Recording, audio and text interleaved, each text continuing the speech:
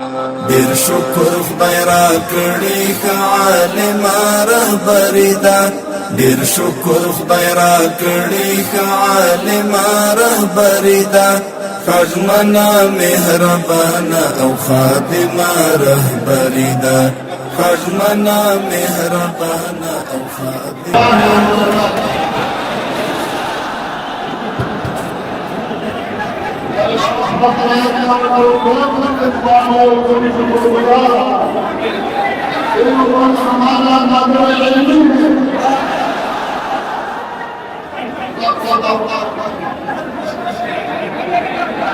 دارالعلوم دیوبند کا اس احسان کا اور حضرت شیخ صاحب کا مشکور ہوں کہ ہم کو دارالعلوم دیوبند کے سند سے نوازا۔ اللہ تعالیٰ یہ مرکز علمی ہمیشہ کے لیے کامیاب اور سرشار رکھے۔ اللہ تعالیٰ نے جو عزت آپ کو دیا ہے اور جو منقبت آپ کو دیا ہے، اللہ تعالیٰ سارے مسلمانوں کو نصیب کرے۔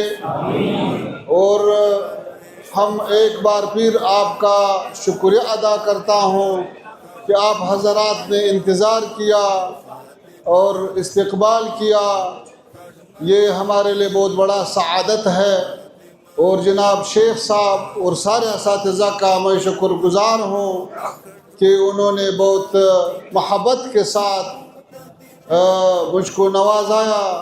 یہی سند پہ جزاکم اللہ خیراً۔ انشاءاللہ بعد میں تفصیلی بات کروں گا انشاءاللہ تعالی۔ سب سے خصوصی دعاؤں کی درخواست ہے افغانستان کے لیے، اسلامی عمارت کے لیے، ہمارے لیے اور سارے مسلمانوں کے لیے۔ اور امید ہے کہ اللہ تعالیٰ یہ جو آج کل باتیں چل رہے ہیں غزے اور فلسطین کے مسلمانوں پر بھی رحم کرے۔ امید ہے کہ کامیابی نصیب ہو جائے۔ جزاکم اللہ خیراً۔ الحمدللہ رب العالمین والصلاة والسلام علی رسولہ محمد وعلی آلہ واصحابہ اجمعین۔ اما بعد فاعوذ باللہ من الشیطان الرجیم، بسم اللہ الرحمن الرحیم۔ وتلک الایام نداولها بین الناس،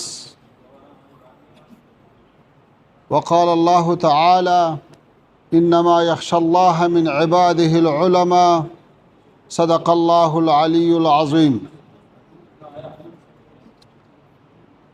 صبت علی مصائب لو انہا صبت علی الایام سرن لیالیا۔ دارالعلوم دیوبند کے قابل قدر اساتذہ، مشائخ عظام، طلباء کرام اور محترم حاضرین، سب سے پہلے آپ کو اور ہندوستان کے تمام مسلمانوں کو افغانستان کے اکابرین، علماء کرام اور عوام کی جانب سے سلام اور نیک تمنائیں پیش کرتا ہوں۔ آپ کی باسعادت اور خوشحال زندگی کا طلبگار ہوں۔ دارالعلوم دیوبند کے مؤسس مولانا محمد قاسم نانتوی رحمۃ اللہ تعالی علیہ اور دیگر اکابرین رحمہ اللہ تعالی کی خدمت میں سعدی شیرازی صاحب کا 2 شعروں کا نذرانہ پیش کرتا ہوں۔ پشت دوتائی پلک راست شد از خرمی، تا چو تو فرزند زاد مادر ایام را، وصف تو را گر کند ور نکند اهلی پزل، حاجتی مشات نیست روی دلارام را۔ محترم حاضرین، برصغیر ہند کے مسلمانوں اور افغان عوام کے درمیان تعلقات کی تاریخ بہت پرانے ہیں، جو 10 صدیوں سے بھی زیادہ عرصہ پر محیط ہے۔ یہ صرف افغان سلاطین نہیں تھے جنہوں نے اسلام پہنچانے میں اہم کردار ادا کیا، جن کے ناموں سے ہندوستان کے مسلمان واقف ہے، بلکہ علمی لحاظ سے بھی یہ تعلقات اتنے مضبوط ہے کہ ایک دوسرے سے ناقابل شکست ربط اور اتصال رکھتے ہیں۔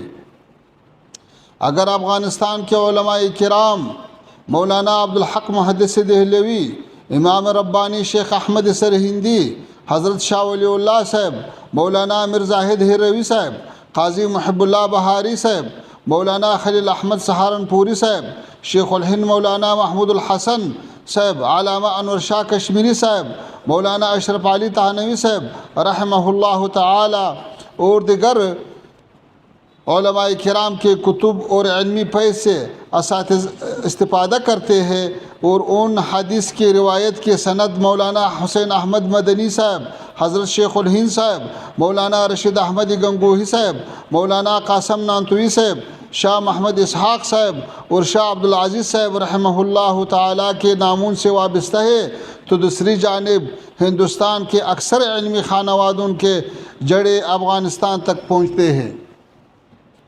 جس طرح کہ خواجہ معین الدین چشتی رحمہ اللہ جو ہرات کے چشت شریف سے تعلق رکھتے ہیں، نقش بندیہ سلسلے کے مرشد اعلیٰ امام ربانی شیخ احمد سرہندی جو مولانا فرخ شاہ کابلی کی اولاد سے ہے، اسی طرح میر زاہد ہیروی ہے جن کا اصلاً تعلق افغانستان کے علاقے ہرات سے ہے۔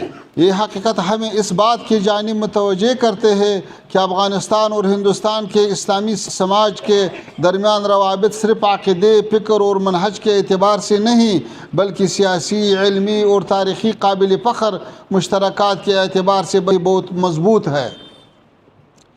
ابھی جب افغانستان میں اللہ تعالیٰ کے فضل سے اسلامی حکومت قائم، امن و امان قائم ہے، ملک کے تعمیر نو کے سلسلے میں علمی مراکز بھی اثر نو تعمیر کیے جا رہے ہیں اور حقیقی طریقے سے اقدامات کا آغاز کیا جا رہا ہے، چاہے کہ ہمارے اسلامی ملک اور دارالعلوم دیوبند سے اس طرح دیگر علمی اداروں سے جیسے بظاہر العلوم سہارنپور، ندوۃ العلماء وغیرہ کے درمیان تعلقات اور آمد و رفت بڑھ جائے تاکہ ایک دوسرے سے افادہ اور استفادہ آسان ہو سکے۔ دارالعلوم دیوبند کے کارنامے بیان کرنے لگ جائے تو شاید اس کے لیے یہ محفل کافی نہ ہو۔ مختصر اتنا کہوں گا کہ یہ دارالعلوم پوری امت مسلمہ خصوصاً جنوبی ایشیا کے مسلمانوں پر اللہ تعالیٰ کا بڑا احسان ہے۔ آپ جانتے ہیں کہ گزشتہ 2 صدیوں میں ہندوستان سمیت اسلامی دنیا کے اکثر ممالک مغربی استعمار کے زیر تسلط رہے۔ اس آزمائشی مرحلے پر مختلف قسم کے فتنے اٹھے، مگر سب سے خطرناک فتنہ مسلمانوں کے عقیدے، اخلاق اور ثقافت کے تحریف اور اس کے خاتمے کی صورت میں درپیش تھے۔ اس تاریکی میں دارالعلوم دیوبند نور اور ہدایت کا وہ سرچشمہ تھا جس نے مسلمانوں کے عقیدے، فتوا، فکر و ادب، دینی علوم، تصوف و عرفان، اخلاقی تربیت اور زندگی کے تمام شعبوں میں صحیح منہج متعین کر کے دیا اور اقوام کو گمراہی سے بچایا۔ دارالعلوم دیوبند کے مشائخ کرام کا بڑا کارنامہ یہ تھا کہ ہر طرح کے تنگ دستی، غربت اور مشکلات برداشت کیے، مگر علم، فتوا اور دعوت اسلام کے حریت اور خود مختاری کا تحفظ کیا۔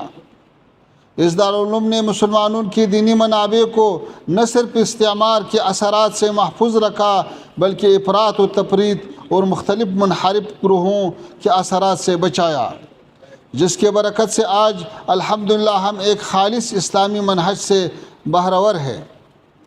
دارالعلوم دیوبند نے مشکلات اور مصائب کے مقابلے میں 1.5 صدی کے بعد بھی اپنی اصلیت برقرار رکھی، اعتدال کا راستہ اپنایا، علمی امانت کے میراث کا تحفظ بھی کیا اور اپنے اصولوں پر مضبوطی سے قائم رہے۔ تفسیر، حدیث، فقہ، اصول فقہ اور دیگر اسلامی علوم کے متعلق بے شمار کتابیں اور شروحات لکھ کر شائع کر دی ہے۔